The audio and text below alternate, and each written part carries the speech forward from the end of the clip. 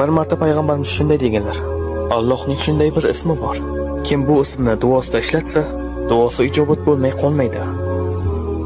Bir kuni Anas roziyallohu anhu shunday dedilar: Men payg'ambarimiz sollallohu alayhi vasallam bilan masjidda o'tirganimizda bir kishi namozni tugatdi va yana ruku qildi.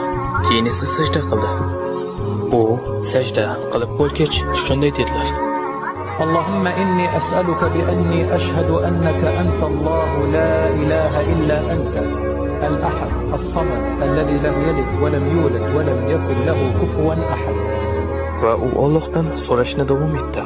Payg'ambarimiz o'girildi va u kishiga shunday dedilar: Sen Allohdan uning eng buyuk ismi bilan so'rading.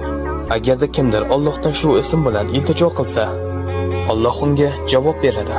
Agar kimdir shu ism bilan nimadir so'rasa, Alloh beradi.